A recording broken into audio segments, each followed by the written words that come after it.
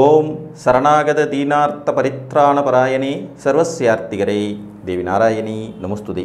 வணக்கம் நேயர்களே, இது மகாலட்சுமி ஜோதிடம் வழங்கும் காலச்சக்கரம். உங்கள் அன்பு ஜோதிடர் ஸ்ரீராம்ஜி பேசுகிறேன். அனைவரும் நலமுடன் இருக்கிறீர்களா? நன்றாகத்தான் இருப்பீர்கள், நன்றாக இருக்க வேண்டும்.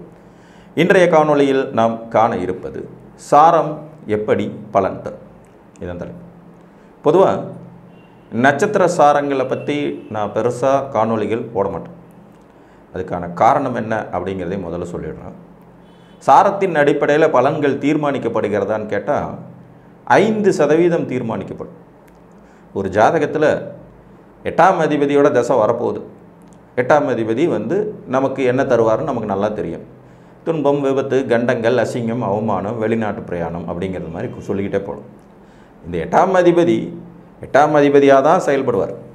அவர் 5ஆம் அதிபதியுடைய சாரத்தை வாங்கிட்டார் அப்படிங்கிறதுக்காக உடனே 8ஆம் அதிபதியுடைய திசையில் ராஜயோகம், முன்னேற்றம், பொருளாதார வெற்றி அப்படிலாம் கொடுத்துட மாட்டார். ஒரு உதாரணமாக, இப்போ மிதுன லக்ன ஜாதகம்னு வச்சுக்குவோம். இந்த மிதுன லக்னத்துக்கு 6ஆம் அதிபதி யார்? செவ்வாய். சத்ரு, ருண, ரோகஸ்தானத்துக்கு அதிபதி. அவரே லாபாதிபதினு எடுத்துக்கிட்டாலும் ஆனால் அவர் சத்ருஸ்தான அதிபதி தான். இந்த செவ்வாய் கடகத்தில் உட்கார்ந்துருக்கார், 2ல் நீச்சமாக. இவர் லக்னாதிபதியான புதனுடைய நட்சத்திரத்திலே உட்கார்ந்துருக்கார். ஆயில்ய நட்சத்திரம் கடகத்தில் செவ்வாய் உட்கார்ந்துட்டுருக்கார். மிதுன லக்னம் செவ்வாய் திசை வருது அப்படிங்கிற மாதிரி கணக்கு வச்சுப்போம். செவ்வாய் திசை வருதுங்கும்போது இப்போ புதன் திசையில் வெறும் ஒரு 4 வருஷம் இருக்க பிறந்திருக்காரு. புதனில் ஒரு 4, கேதுல ஒரு 7, 11, சுக்கிரன் 20, 11 ஒரு 20, 31, சூரியன் 6, சந்திரன் 10, ஒரு 16 வருஷம்.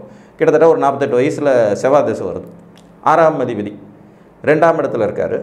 அவர் 6ஆம் இடத்து வேலையைத்தான் செய்யணும். 4ஆம் அதிபதி சாரத்தை, லக்னாதிபதி 4ஆம் அதிபதி சாரத்தை வாங்கியிருக்காருன்னா ஜாதகரின் செயலாலும் 4ஆம் இடத்தின் வாயிலாகவும் இந்த 6ஆம் இடத்து வேலையை பியூராக பண்ணுவார். புரியுதுங்களா? வீடு கட்டி கடன் ஆகிறது, கார் வாங்கி கடன் ஆகிறது, முதலீடு பண்ணுறேங்கிற பேரில் கடன் ஆகிறதுங்கிறது தான் பலன் ஒழிய லக்னாதிபதியின் சாரங்கிறதுனால அது லாபம், முன்னேற்றம்னு எடுத்துக்க முடியாது. அப்போ இங்கே சாரநாதன் குறிப்பிடுறது என்ன அப்படின்னா, ஜஸ்ட் அந்த வீட்டின் வழியாக இந்த ஆதிபத்திய பலன்கள் நடக்கும். உங்களுக்கு ஒரு ஜாதகத்தில் எந்த ஆதிபத்தியத்தை செயல்படுத்தணுமோ அந்த ஆதிபத்தியத்தை தான் நின்ற வீட்டின் அடிப்படையிலும் தான் பெற்ற சாரத்தின் அடிப்படையிலும், இந்த நின்ற வீட்டின் அடிப்படையில் தான் அதிகப்படியாக பலன் இருக்கும். உதாரணமாக, இந்த 6ஆம் அதிபதி 2ல் நிற்கிறாருங்கும் போது ஜாதகருடைய பேச்சு, வாக்கு, குடும்பத்தின் தூண்டுதலால் தான் இவருக்கு கடன் அதிகமாகும். இப்போ வீட்டுக்காரமாக நெய்ன்னு நச்சு பண்ணி கார் வாங்கியே ஆகணும், வீடு கட்டியே ஆகணும்னு சொல்லி ஜாதகரை கடன்காரனாக்க போகிறாங்க இந்த இதில் அப்படின்னு. இதனால் நோய் வர்றது, இதனால் வருத்தம் வர்றதுங்கிற மாதிரியான பலனை தான் தரும். அப்போ அவர் தன் ஆதிபத்தியத்தை தான் நின்ற வீட்டின் அடிப்படையில் தான் செய்வார். அதில் சாரத்தை ஒரு ஊறுகாய் மாதிரி எடுத்துவார். அப்போ சாரநாதனுடைய வேலை இங்கே என்ன? சாரநாதன் எப்படி பலன் தரார்? அவர் குறிப்பிடக்கூடிய வீடுகளின் அடிப்படையில் நமக்கு ஒரு சில அறிகுறிகள் தென்படும். இன்னொரு உதாரணம் தெளிவாக சொல்கிறேன். இப்போ ஒரு மகர லக்ன ஜாதகம், இவங்களுக்கு சூரிய திசை வரப்போகுது. 8ஆதிபதி சூரியன் அங்கேயே இருக்கார். சூரிய திசை வரப்போகுது, 8ஆதிபதி சூரியன் அவர் அங்கேயே இருக்கிறாருன்னு வச்சுக்கோம். இப்போ சூரியன் பூர நட்சத்திரம், சுக்கிரனுடைய நட்சத்திரத்தில் அவர் அமர்ந்துடுறார். சுக்கிரனுடைய நட்சத்திரத்தில் அவர் அமர்ந்திருக்கிறாருங்கும் போது சூரிய திசை நடப்புக்கு வருது. ஜாதகர் பார்த்திங்கன்னா ஒரு புதன் மகாதிசையில் பிறந்தவர்னு வச்சுக்குவோம். ரேவதி நட்சத்திரம் மீன ராசி, மகர லக்னம், புதன் மகாதிசையில் பிறந்திருக்காரு. புதன் திசை ஒரு 3 வருஷம் 4 வருஷம் பேலன்ஸ் இருந்து பிறந்தவர். கேது ஒரு 7, 10 வயசில் முடிஞ்சிருது. சுக்கிரன் 20, 30 வயசில் முடிஞ்சிருது. ஸோ 30 to 36 சூரிய திசை வரும். 30 to 36 சூரிய திசை நடப்புக்கு வரும். சூரியன் இந்த ஜாதகத்துக்கு 8ஆதிபதி 8ஆம் இடத்துல தான் இருக்கிறாரு, ஆட்சியாகவும் இருக்கிறார். இப்போ இவர் 8ஆம் இடத்து வேலையை தான் தரப்போகிறார். விபத்து, கண்டம், அசிங்கம், அவமானம், தொல்லைகள். இதை சுக்கிரனுடைய சாரத்தை அவர் வாங்கியிருக்காருங்கிறதுனால 5, 10ஆம் அதிபதியான ராஜயோகாதிபதியான சுக்கிரன் சாரத்தை சூரியன் வாங்கிட்டாருங்கிறதுக்காக இங்கே சாரநாதன் முன்னாடி 8ஆம் அதிபதி வேலையெல்லாம் நீங்கள் செய்யக்கூடாது, 5ஆம் இடம் 10ஆம் இடத்து வேலையை தான் தரணும்னு சொன்னால் அதெல்லாம் வேலைக்கே ஆக. அவர் பெற்றிருக்கும் ஆதிபத்தியம் 8, மகர லக்னத்துக்கு சூரியன் ஆகாத ஆள். அப்போ அந்த 8ஆம் ஆதிபத்தியத்தை தான் அவர் தரப்போகிறார் அப்படின்னா ஆட்டோமேட்டிக்காகவே உங்களுக்கு 8ஆம் இடத்தின் பலன்களை ஒரு பகுதி 5, 10ஆம் இடத்தின் வாயிலாக தருவார். வேலையினால் சிக்கலை உருவாக்குறது, பிள்ளைங்களால் சிக்கல் உருவாக்குறது, குழந்தை பிறப்பதில் சிக்கல் உருவாக்குறது. ஏன்னா 5ஆம் இடம் 30 வயசு கல்யாணம் எது முடியாமல் இருந்தால் காதல் விவகாரத்தினால அசிங்கம், அவமானம், சிக்கல்களை சந்திப்பது. ஸோ 8ஆம் இடம்தான் பலன் தரப்போகுது. அதற்கு ஒரு வழியாக, ஒரு சாரமாக, ஒரு தூண்டுகோலாக இந்த 5ம் 10ஆம் இடமும் செயல்பட போகிறதுன்னு தான் அர்த்தம். சரி, இவர் சூரியன் சுயசாரத்திலே இருக்கார், உத்தர நட்சத்திரத்திலே உட்காந்துருக்கார். அப்போ சூரியனாவே செயல்படுவார், அட்டமாதிபதியாக ஃபுல் பவரில் வேலை செய்வார். 8ஆம் இடத்தின் பலன்கள், அப்பா மகனுக்கு தகராறு, சொத்து தகராறு, அரசாங்க அதிகாரிகள்கிட்ட பிரச்சனைகள், அதிகாரம் உள்ளவங்களோடு பிரச்சனை வரக்கூடியது, வேலையில் சிக்கல் வரக்கூடியது, மேலதிகாரிகிட்ட பெரும் பிரச்சனை பண்ணக்கூடியது, இந்த மாதிரியான பலன்களை கொடுப்பார். இதை தவிர்த்து அவர் கேதுவோட சாரத்தில் உட்காந்துருக்காருன்னு வச்சுக்கோம். அப்போ கேது ஜாதகத்தில் எந்த வீட்டில் இருக்கார் அப்படிங்கிறத அதை பார்க்கணும். இப்போ 3ஆம் இடத்துல கேது இருக்காருன்னு வச்சுக்கோம். மீனராசி 3ஆம் இடத்துல சந்திரனோட கேது உட்கார்ந்துட்டுருக்காரு. இப்போ குருவின் சாரத்தை சூரியன் பெற்றுவிட்டது போன்ற அர்த்தம். எனக்கு கேதுக்கு வீடு கொடுத்தவன் யாரோ அதனுடைய சாரம் மாதிரியே வரும்.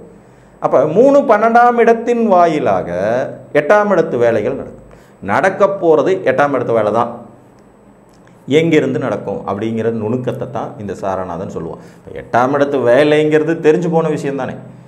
8ஆம் இடத்தின் வேலைகள் என்ன? வெளிநாடு, தலைமறைவு, அசிங்கம், அவமானம், உயரத்திலிருந்து கீழே விழுகிறது, விபத்து, கண்டங்கள், மரணத்திற்கொப்பான நிகழ்வுகள் ஏற்படுவது, திடீரென்று ஸ்தான நாசம் ஏற்படுவது. ஸ்தான நாசம், நல்ல வேலைக்கு விட்டுருப்பாங்க, டக்குன்னு வேலை போயிடும், அதுதான் ஸ்தான நாசம்னு சொல்லுவோம். அப்போ 8ஆம் இடம் தரக்கூடியது தலைமறைவாக இருக்கிறவங்களுக்கு அதிர்ஷ்டத்தை தருகிறது. இதுதான் அதோடைய சூட்சுமம்.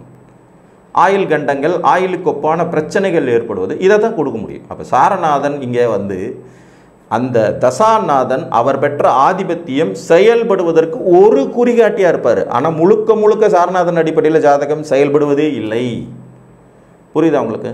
இப்போ ஒருத்தருக்கு லக்னாதிபதியே 6ஆம் அதிபதியோ 8ஆம் அதிபதி சாரத்திலே போய் உட்காந்துடுறார். ஒரு உதாரணமாக, ஒரு ரிஷப லக்ன ஜாதகம், சுக்கிரன், இவருக்கு 6ஆம் அதிபதியாக வரக்கூடியவர் லக்னாதிபதியாக தான், 8ஆம் அதிபதியாக வரக்கூடியவர் குரு. இவர் துலாத்தில் ஆட்சி, ரிஷபலக்கணம் துலாத்தில் ஆட்சி, லக்னாதிபதி ஆட்சியாக இருக்கார், விசாக நட்சத்திரத்தில் உட்காந்துட்டுருக்கார். 8, 11ஆம் அதிபதியின் நட்சத்திரத்தில் லக்னாதிபதி உட்காந்துருக்கார். இதுதான் அவருக்கு கிடைச்சிருக்கிற சார். இப்போ லக்னாதிபதி எப்படி செயல்படுவார்? 8ஆம் அதிபதியின் வாயிலாக, 11ஆம் அதிபதியின் வாயிலாக 6ஆம் இடத்தில் அமர்ந்தபடியே லக்னாதிபதி செயல்படுறார். ஆனால் தரப்போகிறது லக்னாதிபதி பலனை விட 6ஆம் அதிபதி பலனே மிகுதியாக இருக்கும்.